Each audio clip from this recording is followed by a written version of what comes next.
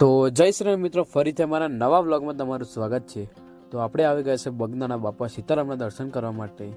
તો મંદિરની અંદર કંઈક આવી મૂર્તિ દેખાય છે બાપા સીતારામની, અને આ જ મંદિર ઉપર એ રામ, લક્ષ્મણ અને સીતા માતાની મૂર્તિ છે। તો તેના પણ તમે દર્શન કરાવી કે તમે વિડીયોમાં તમે જોઈ શકો છો કે રામ, લક્ષ્મણ અને સીતા માતાની આવી મૂર્તિ કંઈક દેખાય છે। તો મિત્રો, તમે આગળનો વ્લોગ ના જોયો તો તે જોઈ લેજો। તો અહીંયા આરતીનો સમય થઈ ગયો છે, અને જેવી આરતી પતે તેવું ભોજનશાળામાં ભોજન શરૂ કરી દેવામાં આવે છે। અને આજે આપણે વિઝિટ કરવાના છે ભોજનશાળામાં, જે બગદાણાનું ખૂબ જ ફેમસ ભોજનશાળા છે। તો આપણે તે વિઝિટ કરવા જઈ રહ્યા છીએ। દુનિયાનું સૌથી મોટામાં મોટું રસોડું અહીંયા બનાવવામાં આવે છે, અને ₹1 પણ દાન લીધા વગર અહીંયા દરેક જે પણ યાત્રાળુ આવે તેમને જમાડવામાં આવે છે, અને તેમના માટે રહેવાની પણ સુવિધા કરી આપવામાં આવે છે। અને અહીંયા સવારે ચા નાસ્તો અને બપોરે ચા નાસ્તો અને 3 ટાઈમ જમવાનું અહીંયા તમને ભરપેટ મળશે। તો એકવાર જરૂર વિઝિટ કરવી। અને તમે અમારી ચેનલ પર તમે નવા હોય તો લાઇક, શેર અને સબસ્ક્રાઈબ કરી લેજો। આપણી ચેનલ પર આવા જ બ્લોગ તમને જોવા મળશે, તો સબસ્ક્રાઈબ કરી લેજો। અને અહીંયા મંદિરે જ્યારે આરતી પતે તેના પછી આવી ભોજન ચાલુ કરવામાં આવે છે, અને તમને જમવામાં આવે છે।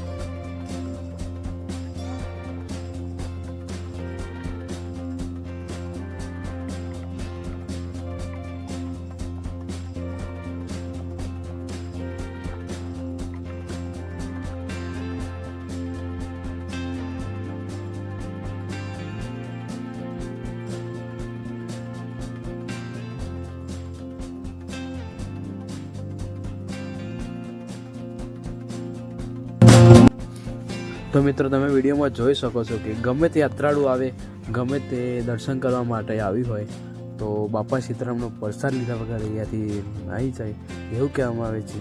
અને તમને આવી રીતે કંઈક બેસાડવામાં આવે છે, અને તમને પછી જમાડવામાં આવે છે।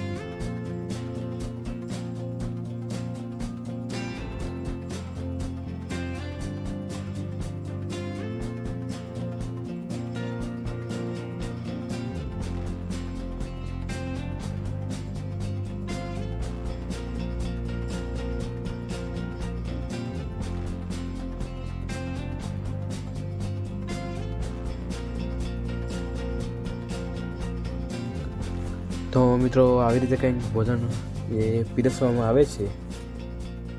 અને બગદાણા તમે આવો તો ભોજનશાળામાં એકવાર તમે જરૂર વિઝિટ કરજો. તો વ્લોગ કેવો લાગ્યો જરૂર કમેન્ટમાં બતાવજો. અને અમારી ચેનલ પર તમે નવા હો તો લાઈક શેર અને સબસ્ક્રાઈબ કરી દેજો. તો મળીએ તમને નવા વ્લોગમાં. ત્યાં સુધી બાય.